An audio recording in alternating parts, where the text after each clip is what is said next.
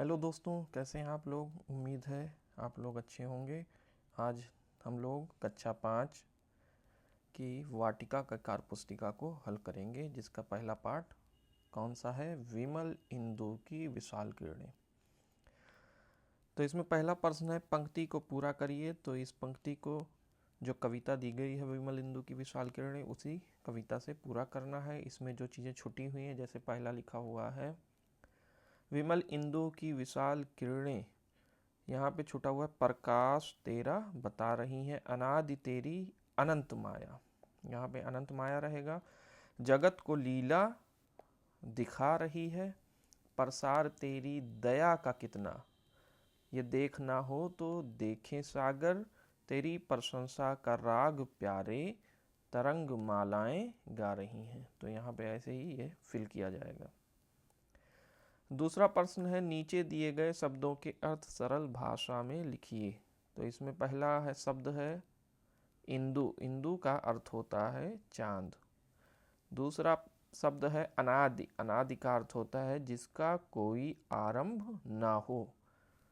तीसरा प्रश्न है तीसरा शब्द है जगत। इसका अर्थ होता है संसार। और अनंत का अर्थ होता है जिसका अंत ना हो।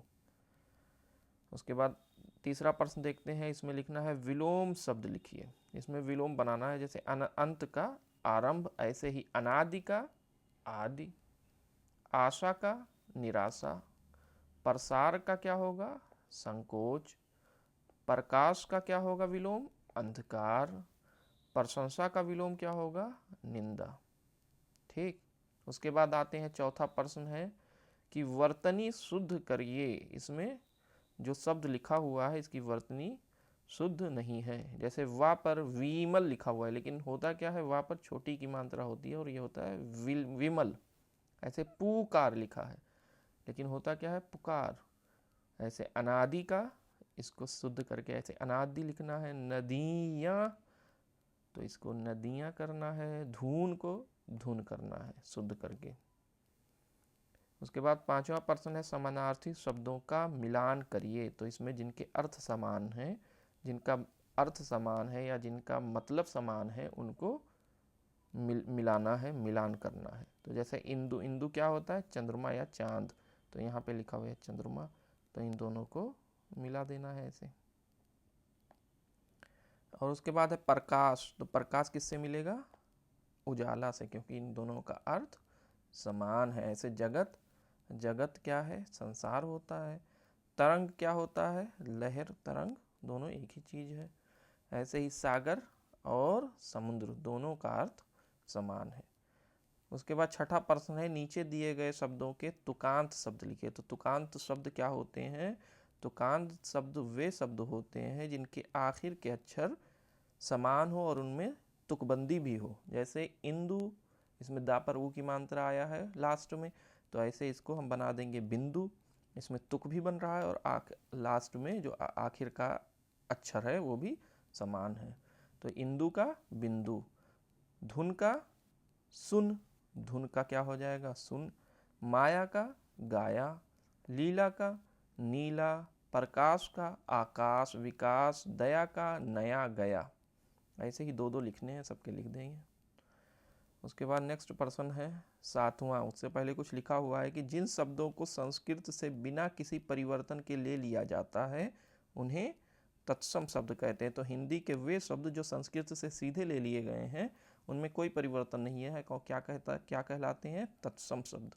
और संस्कृत के वे शब्द जो समय और परिस्थिति और जगह के हिसाब से उनमें क्या हो गया है परिवर्तन या कुछ बदलाव हो गया है, और बदलाव के साथ हिंदी में हम उनको लिखते हैं या बोलते हैं, उनको क्या कहते हैं तद्भव शब्द। उनको कैसे शब्द कहते हैं तद्भव। तो एक होता है तत्सम जो संस्कृत से सीधे सीधे वैसे ही संस्कृत रूप में ले लिया गया है, और तद्भव उसमें कुछ थोड़े बहुत समय और परिस्थिति के हिसाब से बदलाव करके हिंदी में शामिल कर लिया गया है, तो वो तद्भव शब्द होते हैं। जैसे इसमें लिखा हुआ है सातवां प्रश्न है, नीचे दिए गए शब्दों में से तद्भव तत्सम की पहचान करके उनके आगे तद्भव तत्सम शब्द लिखिए। तो इसमें हमें शब्दों को पहचान करके उनके आगे लिखना है। जैसे इंदु कैसा शब्द है, ये तत्सम शब्द है। ऐसे अनंत कैसा शब्द है, ये भी तत्सम है। चांद कैसा है, तद्भव है। इसका जो संस्कृत शब्द है वो होता है चंद्रमा या चंद्र। ऐसे हंसना, ये क्या है, तद्भव है। इसका जो है संस्कृत रूप होता है वो होता है हास्य।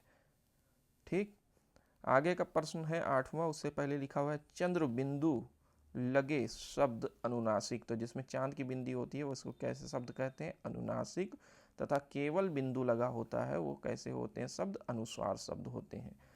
तो 8वां प्रश्न है नीचे दिए गए शब्दों में अनुनासिक तथा अनुस्वार शब्दों को छांटकर उनके आगे लिखिए।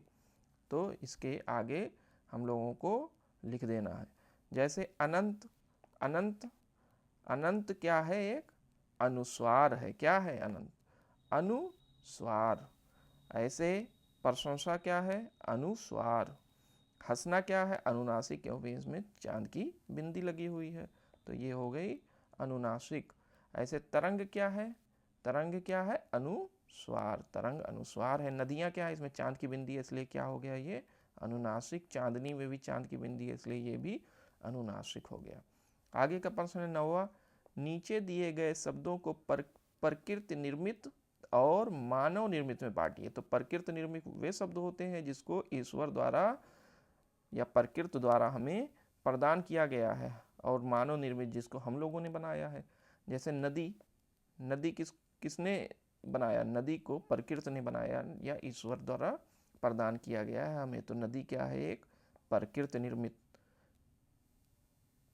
है। और मानव निर्मित, जैसे मेज, मेज मानवों द्वारा बनाया जाता है इसलिए मेज मानव निर्मित में आ गया। उसके बाद जंगल प्रकृति द्वारा दिया गया है इसलिए जंगल प्रकृति निर्मित हो गया। और अखबार मानव द्वारा बनाए जाते हैं। ऐसे आकाश प्रकृति निर्मित है। चाय मानव निर्मित है। फूल प्रकृति निर्मित है। पेन मानव निर्मित है। पानी प्रकृति द्वारा निर्मित है। और घर मानव निर्मित है। ठीक, उसके बाद अगला प्रश्न है 10वां। सूर्य से हमें प्रकाश मिलता है, हमें और कहाँ कहाँ से प्रकाश मिलता है, उनके नाम लिखे। तो हमें बल्ब से प्रकाश मिलता है, चांद से प्रकाश मिलता है, मोमबत्ती से प्रकाश मिलता है, और बहुत से शब्द लिख सकते हैं जहाँ से हमें प्रकाश मिलता है। उसके बाद चौथा 11वां प्रश्न है शब्दों का खेल।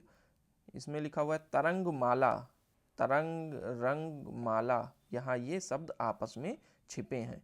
तो नीचे लिखे शब्द में आप भी छिपे हुए शब्दों को ढूंढिए। इसमें लिखा हुआ है ताजमहल। तो ताजमहल के में कौन कौन से शब्द छिपे हुए हैं। तो ताजमहल में कौन सा शब्द है, ताज, और क्या है, महल और हल। तो इस तरीके से पहला जो पार्ट है वो समाप्त हुआ। तो आप लोग वीडियो को लाइक और शेयर करना ना भूलें, और सब्सक्राइब भी करें, और अगला पार्ट भी अपलोड होगा। धन्यवाद।